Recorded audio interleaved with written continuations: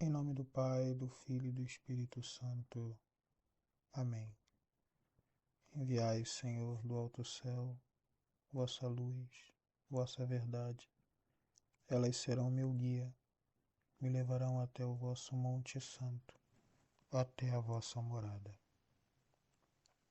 Naquele tempo, os discípulos de João aproximaram-se de Jesus e perguntaram: Por que razão nós e os fariseus praticamos jejuns, mas os teus discípulos não? Disse-lhes Jesus: Por acaso os amigos do noivo podem estar de luto enquanto o noivo está com eles? Dias virão em que o noivo será tirado do meio deles. Então sim, eles jejuarão. Palavra da salvação. Glória a vós, Senhor. O evangelho de hoje é pequeno e tem uns detalhes importantes. A primeira coisa é que fala que a pergunta é feita por discípulos de João.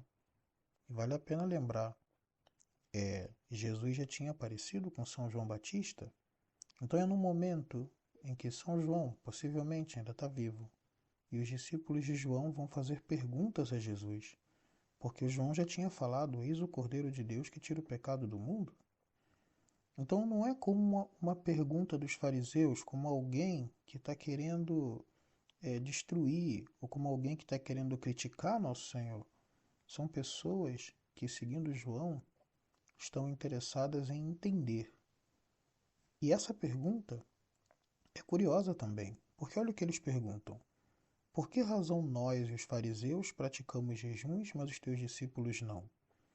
Eram discípulos de João e discípulos autênticos, porque São João Batista fazia grandes jejuns, comia gafanhotos, ou seja, eram discípulos que faziam jejuns, discípulos que praticavam a ascese de São João. Católicos praticantes que querem entender por que os discípulos de Jesus, naquele período, não estavam jejuando. Agora vem uma pergunta: como que os discípulos de João poderiam saber que os discípulos de Jesus não jejuavam? Acaso eles estavam lá o dia todo para poder ver, para poder saber? Não. No fundo, tem um dado aqui. Nós encontramos no Evangelho muitas cenas em que Jesus vai à casa de algumas pessoas. Ele foi à casa de Zaqueu, ele foi à casa de São Mateus. E quando ele entrava na casa dessas pessoas, já aconteciam às vezes grandes jantares, né? E é interessante notar, porque, olha, quando um discípulo de João ou algum fariseu, né? Os fariseus viram o banquete que Jesus esteve na casa de Mateus. Inclusive esse texto é do Evangelho de São Mateus. Olha, e quando você encontra esses detalhes, você vai dizer, imagina um discípulo de João falando: Poxa, ou essa semana estava na casa do Zaqueu, na outra semana estava na casa do Mateus. Quando é que eles fazem jejuns? O João Batista come gafanhoto? Por quê? Isso é um grande mestre. Não duvidavam que Jesus fosse um mestre. Mas por quê? E aí há algo muito interessante na resposta de Nosso Senhor. Primeiro porque no Antigo Testamento também tinham muitos santos que frequentavam certos ambientes. Por exemplo, o Daniel, que estava na corte do rei da Babilônia. Mas quando Nosso Senhor ia para esses jantares, para esses almoços, não era com a intenção de tirar proveito, né? Era com a intenção de converter alguém. Então, quando Nosso Senhor foi até a casa de São Mateus, não foi ali à toa. Ah, porque ele queria jantar. Não, ele foi porque ali ele ia tirar um São Mateus daquele encontro. É porque ele ia tirar um Zaqueu, que depois seria até bispo daquele outro encontro. Quando ele ia para a casa dessas pessoas, era porque ali ia acontecer uma conversão. E é exatamente aqui que nós encontramos uma resposta interessante, porque o que é uma conversão? A conversão é uma mudança da maneira como uma pessoa enxerga o mundo, é uma mudança da maneira de tratar a realidade. Quando o São Mateus se converteu, ele largou lá as coisas que ele tinha e ele começou a buscar as coisas espirituais. Saiu de uma coisa temporal, uma coisa espiritual. Foi uma conversão. Só que uma conversão se parece a uma festa de casamento. Como assim? Sim, uma conversão acontece exatamente quando o Cristo se une à alma de alguém. Quando aqueles pensamentos, quando a vida espiritual do Cristo começa a entrar em nós. É quando nós começamos a querer as mesmas coisas que Cristo quer. Cristo quer louvar ao Pai. Cristo quer agradecer ao Pai por tudo o bem que ele fez. E a pessoa, quando se converte, é como se a alma dela se une à alma de Cristo. E essa união de almas é parecido com uma imagem matrimonial. Na igreja, é muito comum que a gente represente a união da alma com Cristo como uma união matrimonial. Então você imagina, está Jesus indo a uma festa, um acontecimento desse, então ali, cada vez que alguém se converte na frente dele, não dá para ter luto, porque ele está numa festa. Uma alma começou a amar a Deus. A presença dele nesses encontros, nessa caminhada dele pelo mundo, ele ia tirando pessoas das trevas, da ignorância total, para a vida espiritual. E nisso você encontra, por acaso, os amigos do noivo podem estar de luto enquanto o noivo está com eles? E aqui tem algo que toca diretamente a nós, porque dias virão em que o noivo será tirado deles. Que pergunta é essa?